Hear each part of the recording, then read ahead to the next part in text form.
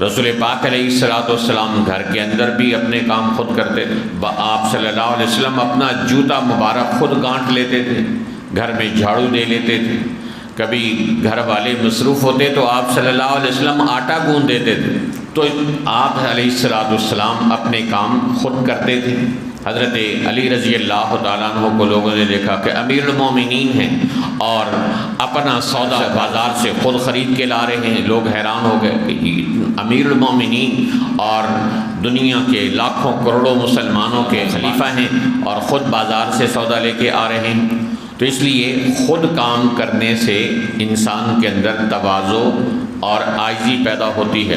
اب تو لوگ اتنا تکبر میں آ گئے کہ جی ہمیں پانی کا گلاس بھی کوئی اٹھا کر پلائے اور روٹی کے لقمے بھی کوئی توڑ کر ہمارے منہ میں ڈالے، پھر تکبر کی بھی حد ہوتی ہے۔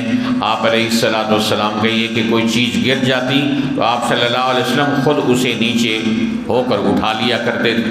اللہ تعالیٰ نے انسان کو بندہ عاجز بننے کے لیے پیدا فرمایا ہے، اور اس کی وجہ خود اس کے خمیر میں رکھی گئی ہے کہ انسان کو مٹی سے پیدا کیا گیا ہے، اور مٹی کے اندر جھکنے کی اور عاجزی کی صفت ہے۔ مٹی بچھ جاتی ہے، اور جب مٹی اپنے آپ کو بچھا دیتی ہے تو اس کے اندر سے اللہ تعالیٰ پھل نکالتا ہے، پھول نکالتا ہے، سبزیاں نکالتا ہے، ترکاریاں نکالتا ہے۔ تو تواضع اور عاجزی کے اندر انسان کے لیے عزت ہے۔ رسول پاک علیہ الصلوۃ والسلام کا فرمان ہے، من تواضع للہ رفعہ اللہ، کہ جو اللہ کے لیے عاجزی اختیار کرتا ہے اللہ اس کو بلند کرتا ہے۔ ومن تکبر وضعہ اللہ، اور جو تکبر کرتا ہے اللہ اس کو پست کر دیتا ہے۔ فارسی کا ایک جملہ ہے، نہد شاخ پر میوہ بر سرزمین، کہ جس شاخ کے اندر پھل ہوتا ہے وہ جھکی ہوئی ہوتی ہے۔ تو جس آدمی کو اللہ نے کچھ صفات عطا کی ہوں، دینی اور دنیاوی عزتوں سے نوازا ہو، اس کو چاہیے کہ وہ اپنے اندر عاجزی پیدا کرنے والا بنے۔ تکبر تو اس کائنات کے گناہوں میں سے پہلا گناہ ہے، اولین گناہ تکبر کا ہے۔ اور کس نے کیا، کس پر کیا؟ وہ شیطان نے کیا اور حضرت آدم علیہ السلام پر کیا۔ جب اللہ تعالیٰ نے حکم دیا اس کو اسجدوا لآدم، سب فرشتوں کو حکم ملا کہ آدم علیہ السلام کو سجدہ کرو، تو سب نے سجدہ کیا الا ابلیس، سوائے شیطان کے۔ تو قرآن بتاتا ہے فاستکبر، کہ اس نے سجدہ جو نہ کیا تو تکبر کی وجہ سے نہ کیا، اور خود شیطان کی اپنی زبان سے بھی یہ اقرار نکل آیا۔ اس نے کہا کہ خلقتنی من نار وخلقتہ من طین، کہ اے اللہ آپ نے مجھے آگ سے پیدا کیا اور آدم کو مٹی سے پیدا کیا۔ مٹی نیچے ہوتی ہے، آگ اوپر جاتی ہے، میں بلند اور اوپر جانے والی چیز سے پیدا ہوا ہوں، میں نیچے والی چیز سے پیدا ہونے والے انسان کو کیسے سجدہ کروں؟ تو وہ سجدہ اصل میں حضرت آدم علیہ السلام کو تو نہیں تھا، وہ سجدہ کسی مٹی کو تو نہیں تھا، وہ سجدہ تو اللہ کے امر کو تھا کہ اللہ کے امر کے سامنے کون جھکتا ہے۔ تو اس نے تکبر کا مظاہرہ کیا۔ اللہ تعالیٰ نے فرمایا کہ اب تم یہاں سے میری بارگاہ سے دفع ہو جاؤ، مردود ہو جاؤ، اور قیامت تک تمہارے اوپر میری لعنت برستی رہے گی۔ فارسی کا ایک شعر ہے، تکبر عزازیل را خار کر، بزندان لعنت گرفتار کر، کہ تکبر نے شیطان کو ذلیل و خوار کیا اور ہمیشہ ہمیشہ کی لعنت کی قید میں اس کو بند کروا دیا۔ تو تکبر نے انسانیت کے یعنی اس کائنات کے پہلے گناہ کا ارتکاب کروایا، اور حضرت آدم علیہ السلام کو شیطان نے حقیر سمجھا، اور اس کی وجہ سے اس نے تکبر کا مظاہرہ کیا۔ ایک حدیث میں تکبر کی بہت جامع الفاظ میں تعریف کی گئی ہے۔ آپ نے ارشاد فرمایا کہ تکبر کیا ہے؟ بطر الحق وغمط الناس، ایک حق کو رد کر دینا اور لوگوں کو حقیر سمجھنا۔ یعنی ایک آدمی جانتا ہے کہ فلاں چیز حق ہے، فلاں آدمی حق ہے، فلاں موقف حق ہے، لیکن صرف اپنی انا، ضد، رشتہ داری، دشمنی، حسد، کینہ، بغض کی وجہ سے اس حق چیز کو حق جانتے مانتے ہوئے قبول کرنے کے لیے تیار نہیں ہوتا، اس کو رد کر دیتا ہے، تو اللہ کے پیغمبر صلی اللہ علیہ وسلم نے فرمایا یہ متکبر انسان ہے کہ جو حق کو پہچان کر بھی حق کا ساتھ دینے کے لیے تیار نہیں ہوتا، کیونکہ اس کی برادری اس کے ساتھ نہیں کھڑی، وہ دوسری طرف کھڑی ہے، اس کی ضد انا دوسری طرف کھڑی ہے، اس کا تکبر حسد دوسری طرف کھڑا ہوا ہے۔ اس لیے تکبر کی ایک علامت اللہ کے پیغمبر نے بتایا حق کو رد کر دینا، اور دوسرا غمط الناس، لوگوں کو حقیر سمجھنا۔ اب کسی کے پاس پیسہ آ جاتا ہے تو وہ غریبوں کو حقیر سمجھنے لگتا ہے۔ یعنی انسان تکبر کیوں کرتا ہے، کن اسباب کی وجہ سے کرتا ہے؟ تو ایک سبب کیا ہے کہ انسان تکبر کرتا ہے پیسے کی وجہ سے۔ میرے پاس پیسہ ہے، قرآن کریم بھی بتاتا ہے کہ وہ کہتا ہے انا اکثر منک مالا واعز نفرا، کہ میرے پاس پیسہ زیادہ ہے اور میرے پاس افرادی قوت زیادہ ہے، لہٰذا میں تکبر کا مظاہرہ کروں گا۔ تو مال کی کثرت انسان کو تکبر میں مبتلا کرتی ہے، حالانکہ مال بھی کوئی تکبر کرنے والی چیز ہے۔ آج آپ کے پاس مال ہے، کل اللہ آپ سے چھین لے۔ دنیا میں لکھ پتیوں کو کک پتی بنتے ہوئے زمانے نے دیکھا ہے، اور کروڑ پتیوں کو لوگوں کے سامنے ہاتھ پھیلاتے ہوئے لوگوں نے دیکھا ہے، بادشاہوں کو گدا بنتے ہوئے دنیا نے دیکھا ہے۔ تو پیسہ تکبر کرنے والی چیز تو نہیں کہ جس کی بنا پر انسان اس پر تکبر کرنے والا بن جائے۔ کچھ لوگ تکبر کرتے ہیں اپنے عہدے اور منصب کی وجہ سے۔ کوئی ایم بن جائے، اس کا تکبر اور غرور دیکھنے سے تعلق رکھتا ہے، پھر اس کے بعد اگر وہ وزیر بن جائے اس کے تکبر میں اور اضافہ ہو جاتا ہے، پھر اگر وزیر اعلیٰ بن جائے اس کے تکبر کا گریڈ اور اوپر چلا جاتا ہے، گورنر بن جائے، وزیر اعلیٰ، وزیر اعظم، صدر بن جائے، بادشاہ بن جائے، تو اس کا تکبر آسمان کو چھونے لگتا ہے۔ حالانکہ اسے معلوم ہونا چاہیے کہ سلطنت، عہدہ اور منصب تو کوئی تکبر کرنے والی چیز نہیں۔ آج اللہ عہدہ اور منصب چھین لے تو سب سے زیادہ ذلیل یہی عہدے اور منصب والا ہوتا ہے۔ آپ دیکھ لیں کہ لوگ بادشاہوں کو، وزرائے اعظموں کو اور وزیروں کو، مشیروں کو اور منصب والوں کو جب وہ منصب پر ہوتے ہیں ان کی ظاہری عزت کرتے ہیں، جو ہی وہ منصب سے ہٹتے ہیں لوگ سب سے زیادہ انہی کو گالیاں دینے لگتے ہیں۔ منصب سے ہٹنا تو بات کی بات ہے، وہ پیٹھ پھیر کے جاتے ہیں تو لوگ ان کو گالیاں دینے لگ جاتے ہیں۔ تو منصب سے ملنے والی عزت پر بھی لوگ تکبر کرتے ہیں، حالانکہ یہ بھی تکبر کرنے والی چیز نہیں۔ کتنے بادشاہوں کو جب اللہ نے ان سے بادشاہت چھینی تو وہ ذلیل ہو کر رہ گئے۔ کتنے لوگ ہیں جن سے اللہ نے وزارت چھینی تو وہ دنیا میں منہ دکھانے کے قابل نہ رہے، لوگوں پر تکبر سے اپنی دھاک بٹھاتے تھے، لیکن جب اللہ نے عہدہ، منصب، وزارت چھین لی، بادشاہت، سلطنت چھین لی تو تکبر کہاں گیا؟ وہ الٹا ذلت کا شکار ہو گئے۔ اسی طرح کچھ لوگ اپنی برادری کے اوپر تکبر کرتے ہیں، تو برادری بھی کوئی تکبر کرنے والی چیز ہے۔ قرآن کریم میں ہے کہ وَجَعَلْنَاكُمْ شُعُوبًا وَقَبَائِلَ لِتَعَارَفُوا، کہ قومیں اور قبیلے تو اللہ نے تعارف اور پہچان کے لیے بنائے ہیں۔ إِنَّ أَكْرَمَكُمْ عِنْدَ اللَّهِ يَتْقَاكُمْ، تم میں سب سے عزت والا وہ ہے جو زیادہ تقوی والا ہو۔ تو یہ وہ چیزیں ہیں، اسباب ہیں کہ جن کی وجہ سے لوگ تکبر کا مظاہرہ کرتے ہیں۔ بعض لوگ اچھا کپڑا پہن لے، مہنگا کپڑا پہن لے، مہنگا جوتا پہن لے تو تکبر کا مظاہرہ کرنے لگتے ہیں، اکڑ کر چلتے ہیں۔ حالانکہ قرآن کریم میں اللہ تعالیٰ ارشاد فرماتے ہیں وَلَا تَمْشِ فِي الْأَرْضِ مَرَحًا، زمین میں اکڑ کے مت چلو، إِنَّكَ لَن تَخْرِقَ الْأَرْضَ وَلَن تَبْلُغَ الْجِبَالَ طُولًا، تمہارا اکڑ کے چلنا یہ تمہیں زمین کو پھاڑ نہیں سکتا اور تمہیں پہاڑوں کی بلندیوں تک پہنچا نہیں سکتا۔ تو تکبر کی چال اللہ کو انتہائی ناپسند ہے۔ قرآن کریم میں اللہ تعالیٰ ارشاد فرماتے ہیں إِنَّ اللَّهَ لَا يُحِبُّ الْمُسْتَكْبِرِينَ، اللہ تکبر کرنے والوں کو پسند نہیں کرتا۔ ایک اور جگہ ارشاد ہے إِنَّ اللَّهَ لَا يُحِبُّ كُلَّ مُخْتَالٍ فَخُورٍ، اللہ ہر فخر کرنے والے، تکبر کرنے والے کو پسند نہیں کرتا ہے۔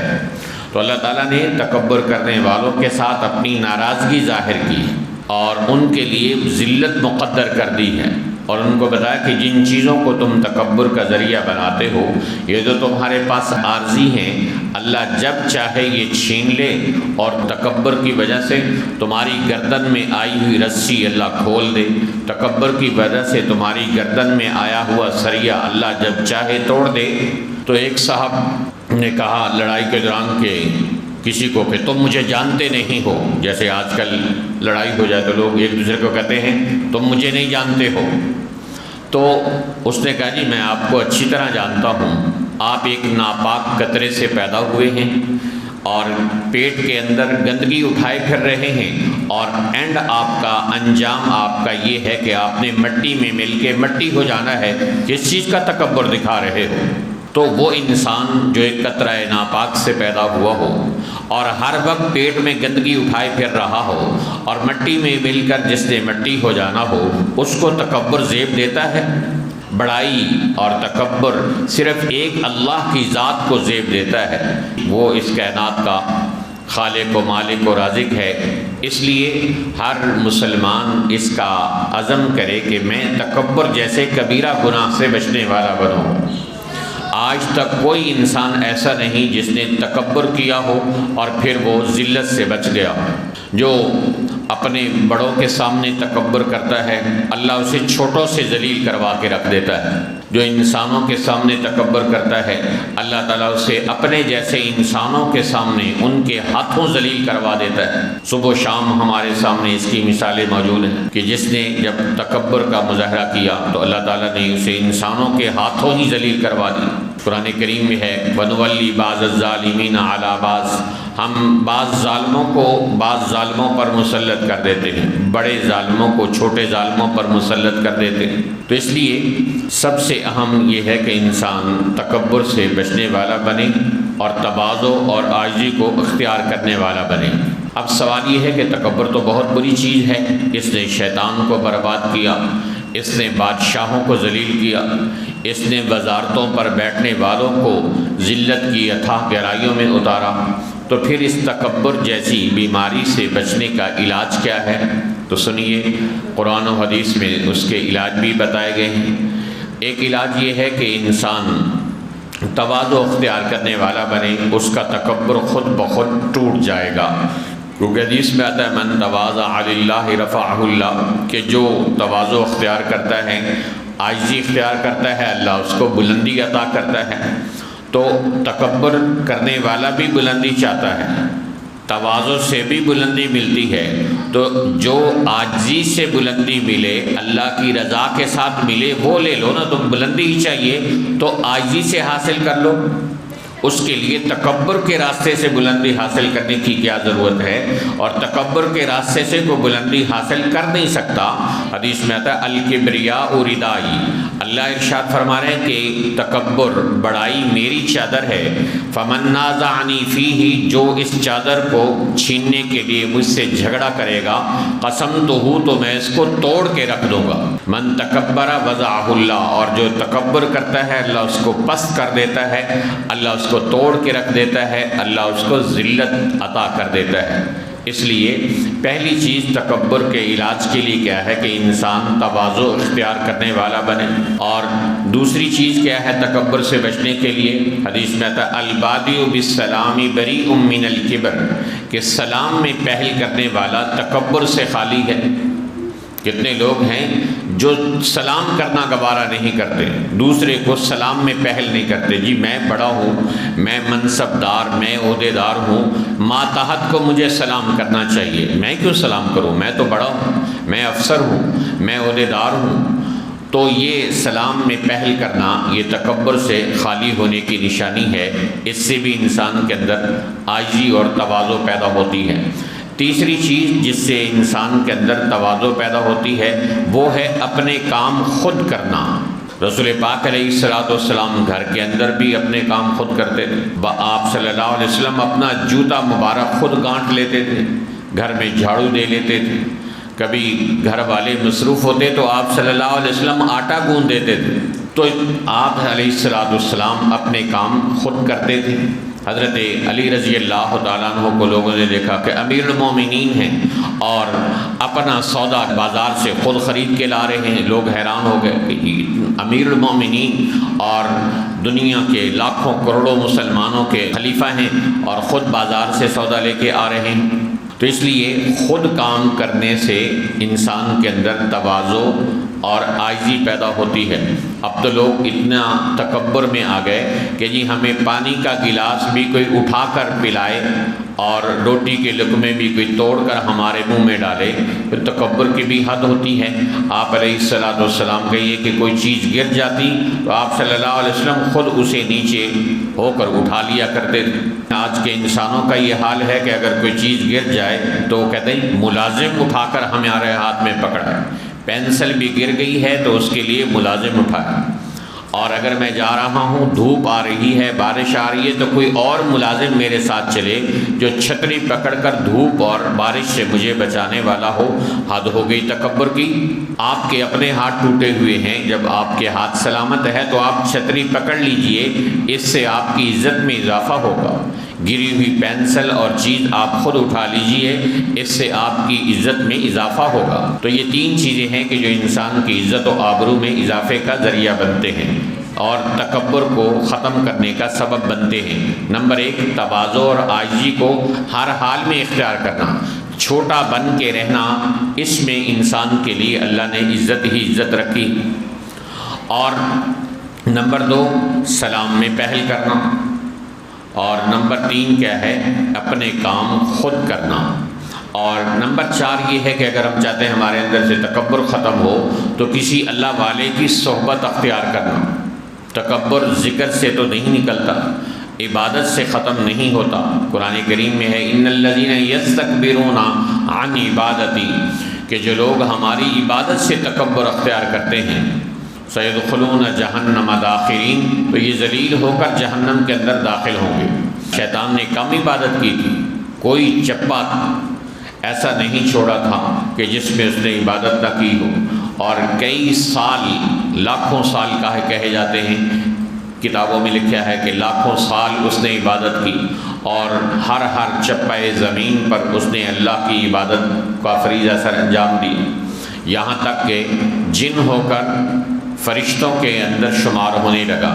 عبادت اتنی اعلیٰ پیمانے پہ چلی گئی، لیکن جب آئی تواضع اور عاجزی کی باری، جب آیا تکبر کا امتحان، تو اس وقت شیطان عاجزی کے امتحان میں فیل ہو گیا اور تکبر کا شکار ہو کر حضرت آدم علیہ السلام کو سجدہ کرنے سے انکاری ہو گیا۔ تو معلوم ہوا کہ کثرت عبادت، کثرت ذکر انسان کو تکبر سے نہیں بچا سکتی۔ وہ تکبر سے بچانے والی چیز صحبت شیخ ہے۔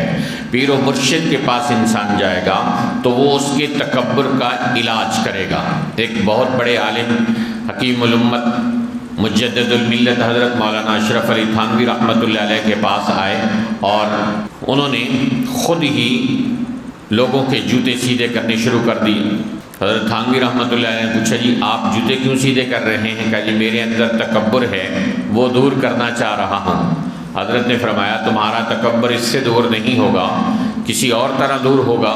پھر اس کا علاج کیا تو اس نے کہا جی آپ نے جو چیز میرے اندر جس طرح میرا علاج کیا تو اس سے تو میرا تکبر اور بڑھنا تھا۔ اگر میں نے اپنا علاج تجویز کیا کہ میں جوتے سیدھے کر رہا ہوں، 2 دن 4 دن جوتے سیدھے کرتا، نیت تو یہ تھی کہ میرا تکبر نکلے، اور چند دن بعد دل نے یہ کہنا تھا میں جوتے سیدھے کر رہا ہوں، لوگوں کو اب تو مجھے متواضع سمجھنا چاہیے، تواضع والا سمجھنا چاہیے، تو لوگ مجھے متواضع سمجھے، یہی تو تکبر ہے۔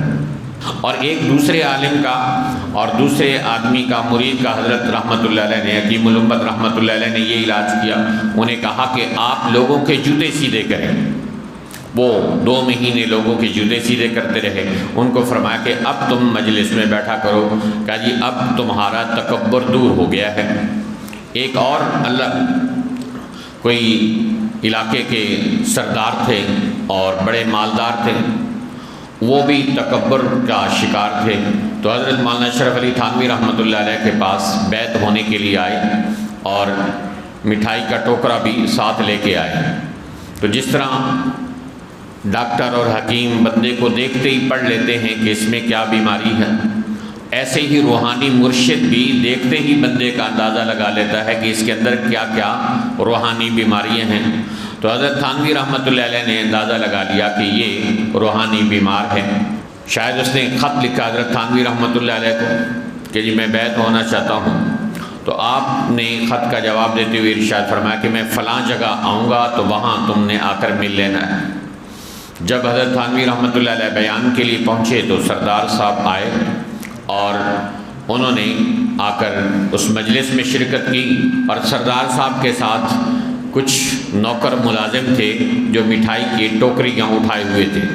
حضرت تھانوی رحمۃ اللہ علیہ نے دیکھا تو اندازہ کر لیا کہ سردار صاحب تکبر کے مریض ہیں، تو انہوں نے ان کو وہاں بیعت نہیں کیا اور سردار صاحب سے کہا حضور یہ مٹھائی کی ٹوکری آپ پکڑ لیں۔ تو مٹھائی کی ٹوکری سردار صاحب نے پکڑ لی۔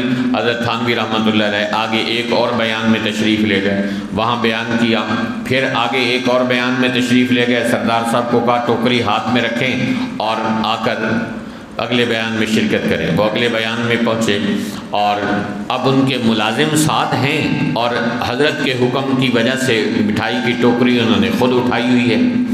اور جب پہنچے تیسری جگہ بیان کے بعد تو حضرت تھانوی رحمۃ اللہ علیہ نے فرمایا کہ بیعت کر لیتے ہیں اور اب آپ کا علاج کرتے ہیں۔ انہوں نے کہا جی حضرت آپ نے علاج تو میرا کر دیا، میں تکبر کا مارا ہوا کبھی آپ نے ہاتھ سے پانی کا گلاس نہیں اٹھاتا تھا، آپ نے میرے ملازموں کے سامنے مجھ سے مٹھائی کی ٹوکری اٹھا کر مجھے جگہ جگہ لوگوں کے سامنے، یہ سارا علاقہ جانتا ہے کہ میں بہت بڑا سردار ہوں اور میں کبھی خود جوتا نہیں پہنتا، خود اپنا تکیہ بستر نہیں لگاتا، میں خود کبھی پانی کا گلاس نہیں اٹھاتا، تو آج آپ نے ان سب لوگوں کے سامنے جگہ جگہ مجھ سے ٹوکری اٹھوا کر میرے تکبر کا علاج تو کر دیا ہے۔ تو اب آپ دیکھیے کہ تکبر کا علاج کرنے کے لیے انسان کے لیے روحانی مرشد کا ہونا ضروری ہے۔ اگر روحانی مرشد ہوگا تو انسان کے تکبر کا علاج ہو جائے گا، اور اگر اپنے طور پر کرنا چاہے گا تو انسان اپنا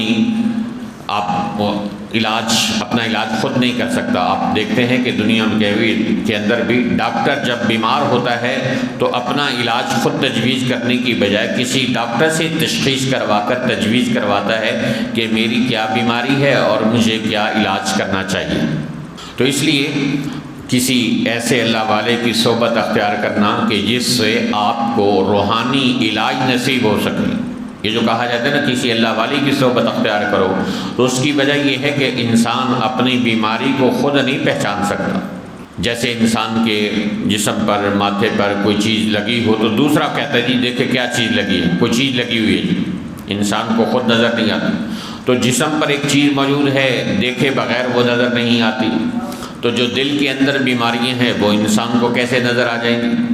تو حکیم اور بصیر جو مرشد ہوتا ہے وہ حکمت اور بصیرت سے اپنے مرید کی بیماری کو پہچانتا ہے، اس کے روحانی مرض کی تشخیص کرتا ہے، پھر اس کا علاج تجویز کر کے اس کی اصلاح کرتا ہے۔ اس لیے نیت کر لیں کہ انشاءاللہ العزیز ہم بھی اللہ کے عاجز بندے بن کر رہیں گے، تواضع اختیار کریں گے، تکبر سے اپنے آپ کو بچائیں گے۔ جو تکبر کے اسباب ہیں جس سے انسان کے اندر تکبر پیدا ہوتا ہے ان سے اپنے آپ کو بچائیں گے، اور جو تواضع پیدا کرنے والے اسباب ہیں وہ اپنے اندر پیدا کرنے کی کوشش کریں گے کہ دنیا میں آج تک کوئی متکبر عزت نہ پا سکا اور کوئی تواضع کرنے والا عزت سے محروم نہیں ہو سکا۔ اللہ کے نبی صلی اللہ علیہ وسلم نے قسم کھا کے ارشاد فرمایا کہ جو انسان تواضع اور عاجزی اختیار کرے گا اللہ اس کو عزت، سرفرازی اور بلندی عطا کرے گا۔ اللہ کے پیغمبر صلی اللہ علیہ وسلم کی بات تو ویسے ہی قابل تسلیم تھی، لیکن آپ نے قسم کھا کے ارشاد فرمایا کہ اللہ تعالیٰ تواضع اختیار کرنے والے کو ضرور عزت سے نوازتا ہے۔ اس لیے نیت کر لیں کہ انشاءاللہ ہم تواضع اختیار کرنے والے بنیں گے، اپنے آپ کو تکبر سے ہر حال میں بچائیں گے۔ اور تکبر کی ایک نشانی یہ بھی ہے کہ انسان اپنی شلوار کو ٹخنوں سے نیچے رکھنے والا ہو۔ حدیث میں من جر ثوبہ خیالا، کہ جس آدمی نے تکبر کی وجہ سے اپنے کپڑے کو ٹخنوں سے نیچے رکھا تو اس کے یہ ٹخنے جہنم کی آگ میں جلتے رہیں گے۔ تو یہ جو چھوٹی چھوٹی تکبر کی نشانیاں ہیں، انسان کو، بندہ بشر کو، جو ایک عاجز ترین مخلوق ہے، مکھی انسان سے کوئی چیز چھین کے لے جائے تو وہ حاصل نہیں کر سکتا، اور اگر ڈینگی مچھر آ کے لڑ جائے تو اس کا کچھ بگاڑ نہیں سکتا، ایسا عاجز اور بے بس انسان تکبر کرے تو سمجھ نہیں آتی۔ لہذا اپنے آپ کو سمجھانا کہ نہیں، تکبر انسان کو ذلیل اور خوار کرتا ہے، عاجزی انسان کو عزت اور سرفرازی عطا کرتی ہے۔ اللہ تعالیٰ کی ذات سے دعا ہے کہ اللہ تعالیٰ ہم سب کو عاجزی نصیب فرمائے، تکبر سے محفوظ فرمائے۔